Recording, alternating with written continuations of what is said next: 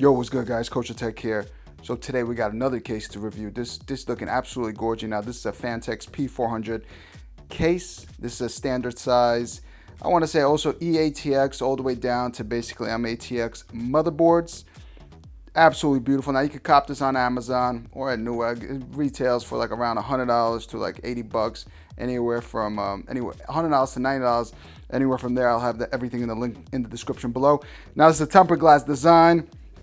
It comes in both white and black. I did get it in white. It just looks better on camera. And overall, the white absolutely is beautiful. We have, you guys can see also on your screen that it does come with 3 Phanteks fans, RGB fans. They look absolutely gorgeous, but you know, we will rock them with fans, but you know, it's kosher review, so we're going to have to throw some Chinese RGB fans in there too to make it look absolutely beautiful. Now, I got to say, the white is gorgeous. All right, this is like a nice little brushed white over here. Now, everything here is, I want to say mesh, but this is more like an aluminum design. This is actually dope. This looks very similar to DLM 21 mesh case review that I did. I like this design. Great for airflow. Now on the side, of course, we have the full-fledged tempered glass. Absolutely beautiful. Now the thing is, what's whack is I figured the inside is going to be white, but unfortunately it's black. You know, it is what it is on that. Now up top, we have a dust filter. All right, with just a black dust filter, you can just throw it out here. Now on top, you can mount 2 120s or 2 140s. The cutouts are here for 140, so the cutouts which are further away are 140s. The near cutouts are for 120s. Now, of course, you can mount a 240 rad up top too, and you can mount a 360 rad in the front, or so you could basically mount 3 120 fans or 2 140 fans. So you could basically mount a 240 rad up front or a 360 rad up front, and then in the back and the rear fan, you could basically put a 120. Now, of course, we're gonna strip the case and we're gonna go. I'm just giving you guys a quick look right over here, and of course, we got a power button right over here.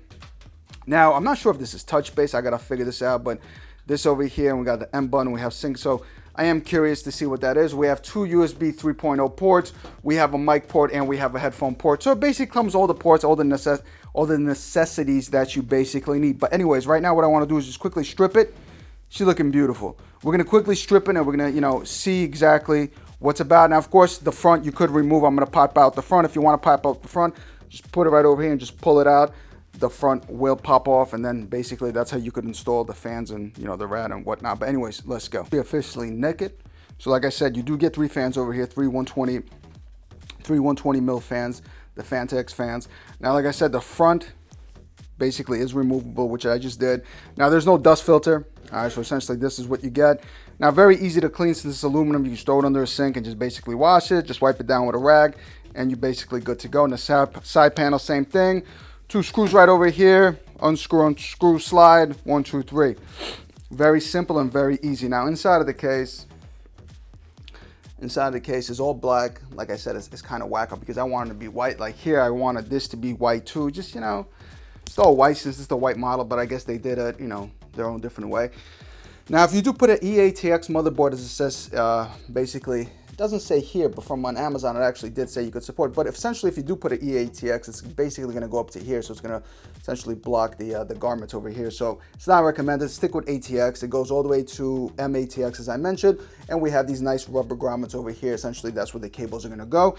Now, these cutouts over here is an additional accessory if you want to put more spinning discs in here. Now, I don't know, we're using less and less of those spinning discs, but if you do want to put additional spinning discs, you could go on their Phanteks, I believe, website, or on Amazon. You could just buy this some sort of bracket, and you could put basically hard drives right in front, which really, I mean, that's just, they should have been an SSD bracket over here. You could put SSDs in the front, which personally would be much better. Now, it does support a vertical GPU mount, but you have to pay for that, again, additional, which is just whack. I don't know why they just didn't make it. You can go again on their website.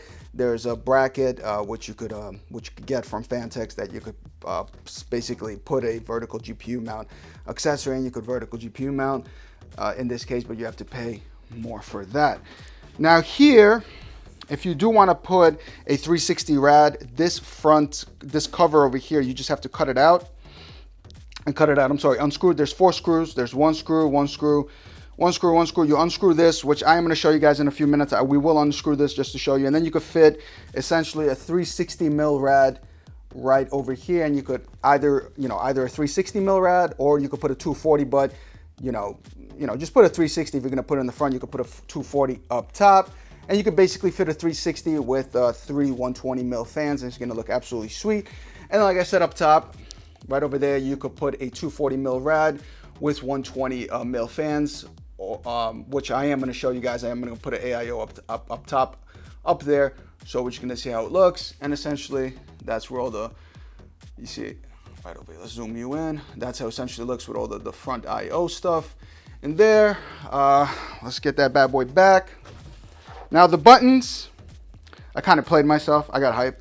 The buttons here are on the bottom. You see there's buttons on the bottom. Now when the cover was on, I actually put the cover back on just to see if the buttons, you could press them. Yes, you could press the buttons on the bottom. I thought it was touch based. I thought you could basically just, it would be so nice, just touch it, but also lock it, because a lot of times you could lean on your case and accidentally touch it and reset it. But I thought it's touch based, but I played myself. It is what it is. But the buttons do work once you have the front panel, so that's fine. Now this is the back. This is where all the glory is. 2 ports here for SSDs.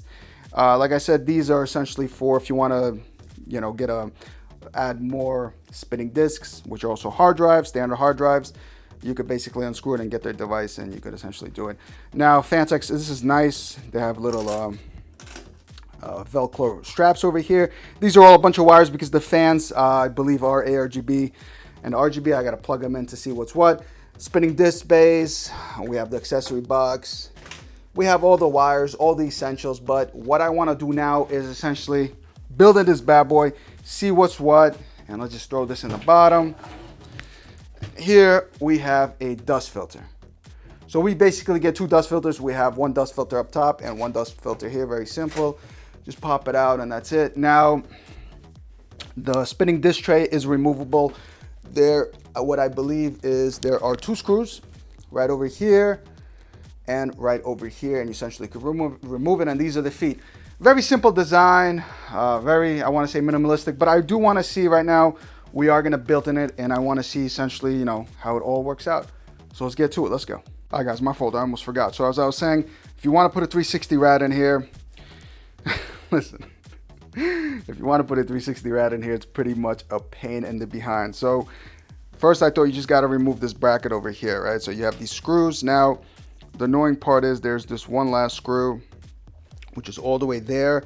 And with the screwdriver, it's pretty difficult. So what you would have to do is basically try to remove both of these fans and unscrew that bracket. Once that bracket is removed, right? So I already did it. Now there's this opening, but how you get this opening is you gotta unscrew this bracket. This bracket is, as I said, for the spinning discs, right? So just to show you guys, this is kind of a big F up on their design. Is you see there's no space here for spinning discs. So essentially what I'm trying to say is if you want to put a 360, you're not going to be able to use a 360 rad. Well, you are going to be able to use a 360 rad, but you're not going to be able to use any spinning discs because the space over here is going to be required for the 360 rad and not for any spinning discs. So this is a big design F up. I don't know why they did it like this, and plus all these screws, so yeah, just, I mean, that's pretty much of a big F up, man. Phanteks, I don't know what you're doing, but essentially when you do that, you're gonna then have space to put a 360 rad here, and then, you'll be basically good to go. But keep that in mind. If you're gonna put a 360 in here, you're not gonna be able to have any spinning discs. If you're just gonna keep 3 fans here and a fan up top and a 240 up top, or if you're gonna use no AIOs, you'll be basically straight. You could have usually spinning discs. So keep that in mind. It's a pretty big F up. But regardless, right now what I'm gonna do is I'm about to put everything back. We're gonna put everything back here, since I'm gonna put a 240 up top, and we're gonna have just 3 fans intaking air, and then those 2 fans are gonna be exhausting. Anyways, let's go. All right, so I'm just in the process of installing everything. I just got the power supply over here now. I want to point something out to you guys. So this is the obviously you guys can see it's the 650 EVGA 650 BQ power supply. Now the height of it, it's 8.5 inches tall. Now you see, if this was basically 10 inches, it wouldn't essentially fit. It's like a perfect fit. So just give you guys a heads up, depending on how tall your power supply is. So this, when I measured, it's like 8.5. So if this was basically 9, or if this was like 9.5, it wouldn't fit. So before, just measure your power supply, measure the tall, see how tall it is. You know, even you could even see essentially how the length of it's going to be. So if it was a bit longer, it wouldn't fit in this case. So this is one of these specific cases where, depending on the power supply, whether or not it's going to fit. So essentially, if this was, you know, Phanteks kind of dropped the ball on this one. They should have just made it universal, which, you know, a 1200 watt power supply could fit in here, 1000 watts. So just keep in mind of the height. I mean, if you have 1000 watt, I'm not sure it's going to fit here. I don't have 1000 watt laying around. Everything is being used. So just wanted to point that out. Like, look, it's just essentially just like a perfect fit that goes in there. 750 might also be well. Not sure about an 850 and 1000 watt power supply. Just giving you guys again a heads up. Definitely measure your power supply before you install it in this case. All right, so I managed to run into another issue with this case. Now, I just have standard rip jaws, standard size rip jaws RAM. Now, I did have the AIO set up over here. Now, the problem is you wouldn't be able to install an AIO here if you have standard size RAM. You need low profile RAM. So when I was trying to install it with standard size RAM, it's not compatible, because every time then it hits the fans. It hits the fan. So what you're gonna want to do is, if you still want to get an AIO, I'm just gonna use a wraith cooler. I got right over here. So if you do want to put an AIO in this case, what you're gonna have to do is buy low profile RAM, and then put the RAM in, and then you can put the AIO, and it's gonna basically fit in flush. But if you have standard size RAM, which I do have here in this case, it's not compatible. It won't work. So in this case, what I could basically do is I could use a wraith cooler, which I'm gonna do, or I could have just installed a 240 rad over here, but you know, it makes no sense. So yeah, just giving you guys a heads up. Another issue: make sure you have low profile RAM in this case.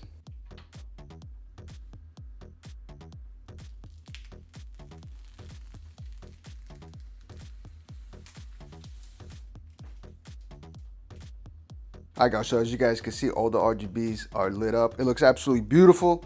Now it looks beautiful. Let's see how it performs. Now a few things. Now, all right, so this aluminum foam is what it is. I mean, it does, when you put some pressure on it, you know, it kind of does bend, but it pops back. You know, it is what it is on that sense. I wish they would have made, you see, they just made this black cutout over here. So like I said, underneath you could change the modes and whatnot. But I wish they would have opened this up for airflow. Now this is basically closed. I'm not sure why they did that. What they could have done is just made this entire thing, just left it open, or made like hole punch it the same way they did it here, as well as in the bottom. I wish they would have done the same thing in the bottom, because the bottom is also solid. There's nothing, again, there's no cutouts here in the bottom. So I wish they would have done that.